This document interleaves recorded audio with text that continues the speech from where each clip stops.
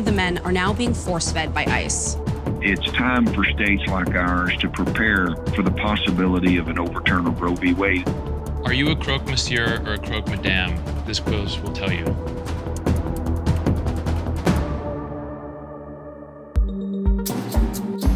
"18 European countries recognized Juan Guaidó as Venezuela's interim president after President Nicolas Maduro ignored an ultimatum to call new presidential elections by midnight Sunday. Maduro responded to the coordinated move, singling out Spain, one of the main destinations for Venezuelan migrants. Quedará manchado en sangre para siempre y la historia lo recordará como un pelele que se puso al servicio de la política guerrerista intervencionista de Donald Trump." Virginia's Democratic governor, Ralph Northam, is refusing to step down over the racist photo on his medical school yearbook page. But the man hoping to replace him, Lieutenant Governor Justin Fairfax, wouldn't do much better for the party's image. Fairfax is facing unproven allegations that he sexually assaulted a woman at the 2004 Democratic National Convention. He insists the encounter was totally consensual. Yesterday, President Trump said he wants to keep American troops in Iraq to keep an eye on Iran. But today, Iraq's president responded, saying that American troops are only in Iraq with one goal, to fight the Islamic State, and that Iraq's constitution forbids the country being used as a base to threaten its neighbors. A lawyer for Atlanta-based rapper 21 Savage says she's working to get him out of jail and, quote, clear up any misunderstandings after Immigration and Customs Enforcement took him into custody. A spokesman for ICE says the rapper, whose real name is Shia bin Abraham Joseph, is a British citizen who overstayed his visa after entering the country as a 12-year-old in 2005 and now faces deportation.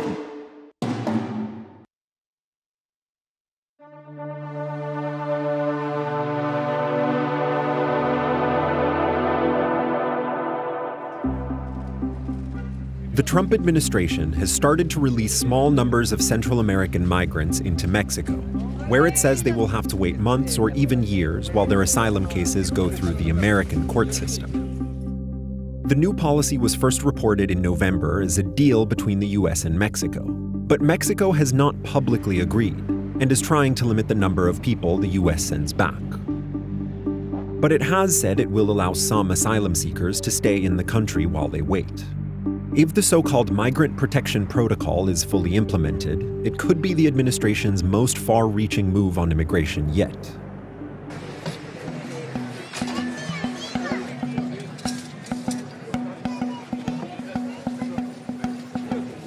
Every morning in Tijuana, migrants line up to put their names on a list to enter the US legally to ask for asylum. Most of them have gotten word of the Trump administration's promise to turn them right back around into Mexico.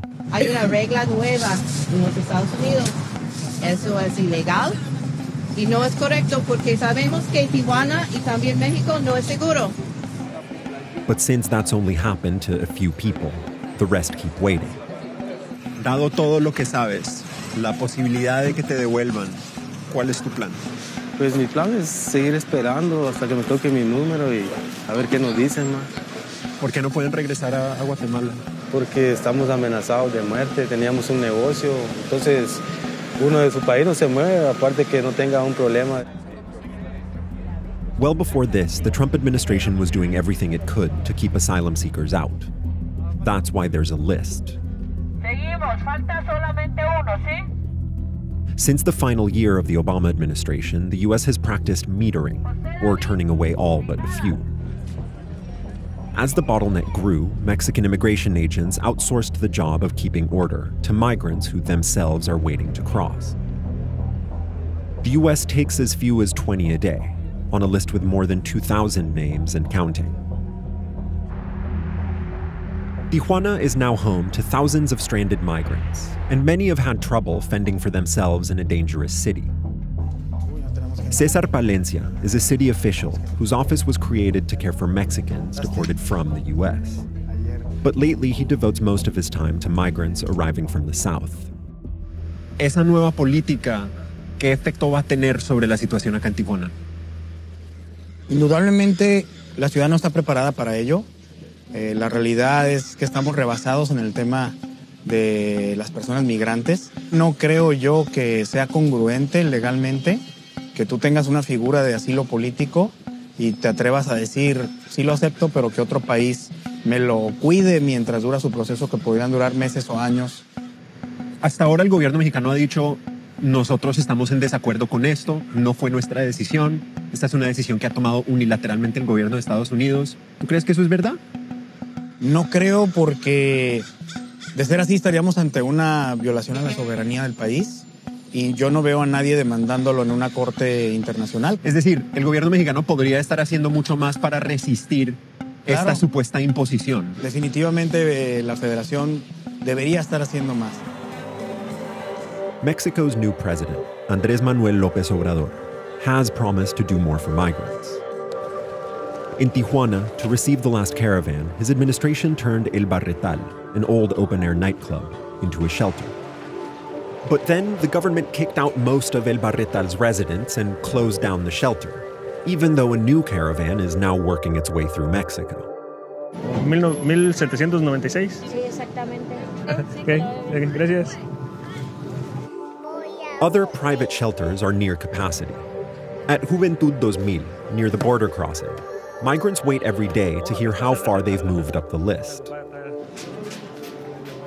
Faltan 4 para 1800 ya. 4 números más. ¿Cuál quedó? 1796. Ah, qué bueno. Ya subiendo. Gracias. One of them is Suli Romero from Honduras, who has more than 1,000 people ahead of her. Suli has 2 young children and is pregnant with her third. They left home after gangs started extorting her husband's auto repair shop. A mi esposo lo levantaron y no sabemos nada de él. O sea, nos quedamos solos, mis hijos y yo. Y a nosotros nomás nos dio tiempo de salir. Si no le dan, le regalo yo un pedazo. Suli knows migrants are preyed on in Tijuana, and she never ventures farther than a block or 2 from the shelter. She didn't plan to stay for more than a few weeks, but the alternatives are unacceptable. ¿Tú en algún momento has pensado cruzar ilegalmente, brincar el muro? No quiero. ¿Por qué no? Por las inseguridades, como te dije, también se escucha mucho que se pierden las personas, los niños, los secuestran, o sea, los matan, no sé. A las madres las violan, no sé, me da miedo. Me da miedo. ¿Sabes? Si es que resulta que no puedes cruzar al otro lado, ¿sabes qué vas a hacer? No sé. ¿Tienes alguna idea? ¿Lo has podido pensar? No lo puedo pensar porque quiero imaginar que no va a pasar eso.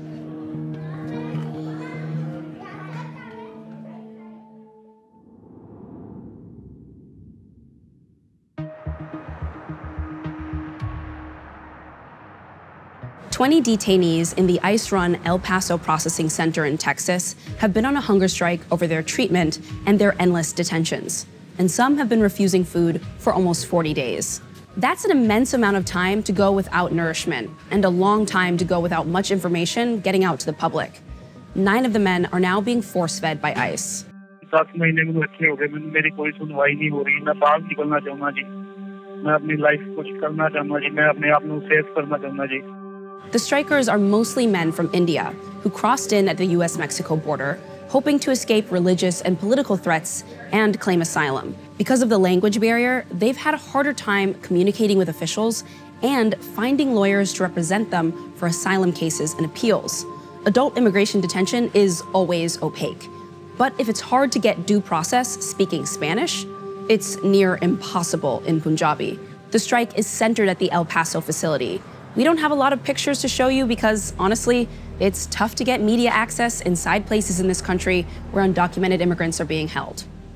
After 9 consecutive missed meals, ICE initiates hunger strike protocols.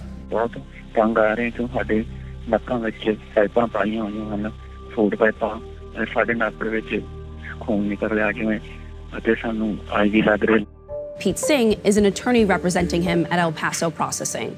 They're literally tied to a force-feeding bed, and then NG tubes are inserted and pushed through the nose to the stomach. It's an extremely uncomfortable procedure, and it can be extremely painful if advocated lubrication is not used.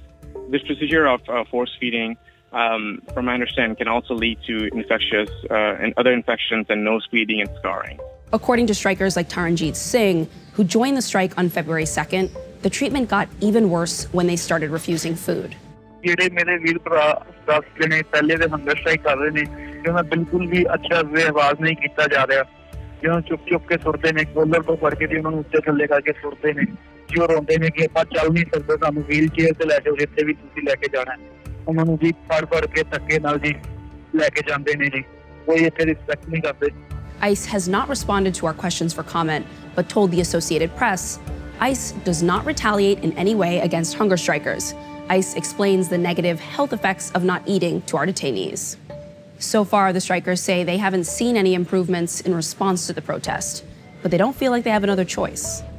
इन्होंने कुछ नहीं किया जी हमारे ना vote दिए इनको ना payroll दी ना असाइलम दिया वापिस ही डिपोर्ट कर रहे हैं जी और इंडिया में हमारी जान को खतरा है जी जान बचाने के लिए इधर आए थे इन्होंने कुछ नहीं किया था अभी लास्ट जरिया जी हंगर स्ट्राइक का अगर इन्होंने बाहर निकाल दिए तो अच्छी बात है नहीं निकाल दिए तो इधर मारना तो है ही है जी क्योंकि वापिस जाके मारना ही जी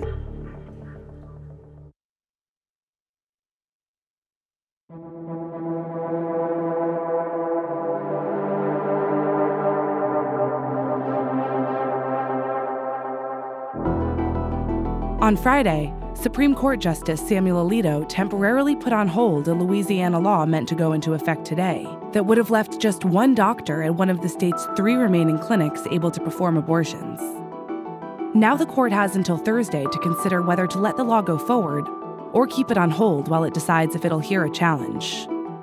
This will be the first chance for the 2 newest justices, Neil Gorsuch and Brett Kavanaugh, to send a clear message about what this more conservative Supreme Court thinks about abortion rights. And people on both sides of the fight are changing their tactics, anticipating the possibility that the justices could drastically weaken Roe v. Wade.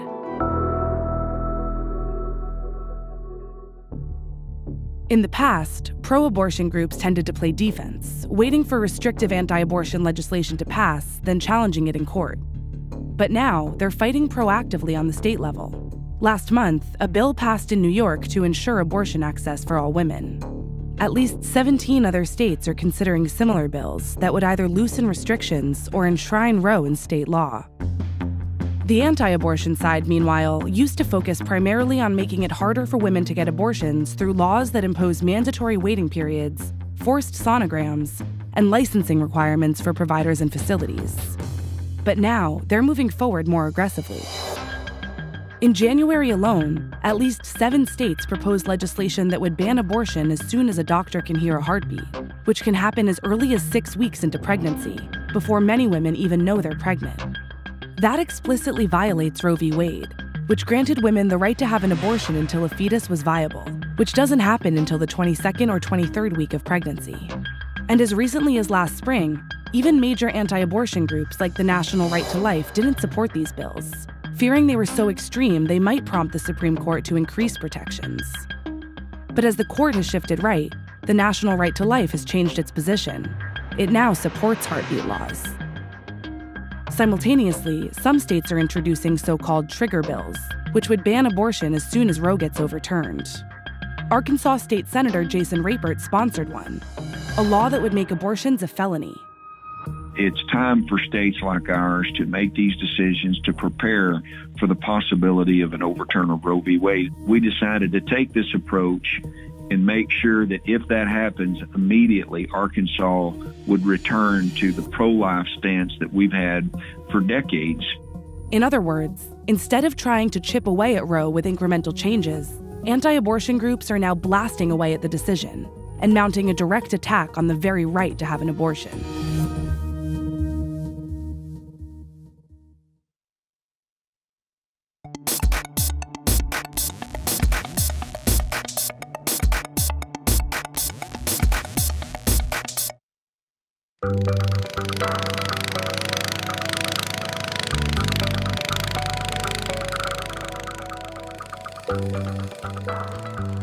So this is my room. You've got lots of pictures of Justin Bieber. My Justin obsession is a little crazy, so I even hid something for you, but I think I should just... It normally sits over there, but it's kind of in front of the window, so at night it's kind of like someone staring at me. You just see like a figure, so it's creepy. Rachel McMahon lives with her parents outside Grand Rapids, Michigan, a few miles from Grand Valley State University, where she goes to college. They have a snow day tomorrow. I think a lot of schools don't have school tomorrow. I already don't have school. I know. College. I know. She's a teenager growing up in the age of the internet, with a very 21st century talent. Do you remember what the first quiz you made it was? Yeah, not surprisingly, it was what Justin Bieber album are you? And as you can tell from my room, like, the obsession is definitely there. What was the first quiz that you made that did really well? It was your food preferences will reveal which TV character you are. And when it got promoted, I was really shocked because it was obviously the first time it happened. And I got the email saying, oh, BuzzFeed promoted your quiz. And it kind of just made me want to keep making them and keep having them get promoted. So what's your favorite quiz Rachel's ever made? I did take the Jonas Brothers one. Oh, you did? Okay. After it was on The Tonight Show and I ended up as Joe Jonas. No, who was on the show? Choose Dude, you're such a Joe. Choose the Jonas Brothers song, Love Bug, obviously. What? Yes! Rachel doesn't work for BuzzFeed. She's part of a large community of unpaid contributors who submit quizzes to the website for fun. But she isn't just an ordinary contributor. Online, she goes by Ray Chilling, someone known within BuzzFeed for the uncanny ability to crank out hits like eat some food in every color and we'll guess your biggest pet peeve, and pick some weird ice cream flavors and we'll guess if you're single or in a relationship. Got a lot of different stuff. It's from 3 different times BuzzFeed has sent stuff. Got the sweatshirt from BuzzFeed. So they asked for my size and they sent me it. I actually used to wear that a lot. This was the most recent note, or it's a holiday card. This was from the end of 2018. And it says, Rachel, thanks so much for all of your hard work this year. You are our top user of 2018 with over 130 million views, which is incredible. Happy holidays from the Com fam. What's your secret?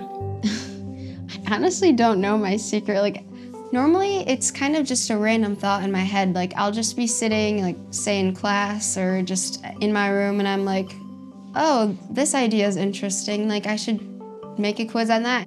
And how readily can you come up with these ideas? It's pretty fast. Like, you could just be like, what wild animal are you based off your TV show preferences? I don't know how to make the quizzes, but I've got some ideas. You tell me if they're good or bad. All right. Are you a croque monsieur or a croque madame? This quiz will tell you. Don't know if that one would do too well. All right. What type of milk alternative are you? Honestly, that one could do well. All right. Choose between these extracurricular activities and we'll tell you which mean girl you are. Good one. Yeah, Mean Girls is always trending for some reason. All right. If anything, Rachel's biggest secret might be that she never really swings for the fences. No quiz of hers has ever topped 1 million views. But almost all her quizzes are doubles or triples, and she makes a lot of them.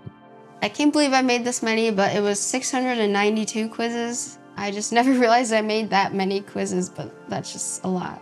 You're a workhorse. Well, it's not work. It was always just fun. The thing is, Rachel is better at this than most of BuzzFeed's actual employees. A minor detail she only learned last week, when the site's director of quizzes, Matthew Perpetua, told the world about Rachel in a bittersweet viral blog post. Perpetua was let go from the site, in part because he was supplanted by the free labor he'd recruited. So when I read it and I saw the whole paragraph about a Michigan college student who did it for free and made all these quizzes, I was like, that's me. Like, I don't know if I'm a part of this problem that, like, caused these layoffs. What have you been processing lately? Like, what have you been thinking back on? Kind of just how I never realized that. Like, BuzzFeed was kind of using me, but it's just crazy. What's crazy? That I didn't realize that my hobby was giving them so much money. BuzzFeed won't be cashing in on Rachel's hobby any longer, though. She's decided to stop making quizzes for the site. As for what's next, who knows? Maybe it's even something that comes with a salary. Netflix followed me and then they tweeted like, hey, we could have a job for you, like DM me and we'll pay you. I'm like, okay. Did you DM them? I did DM them and they said that they'll set up a time to talk on the phone next week. So a lot of people have just been like talking to me saying like, I don't think you realize that like you have this talent where you can just know what people want, and I just never really thought of it like that. I always just thought I was making quizzes just for fun.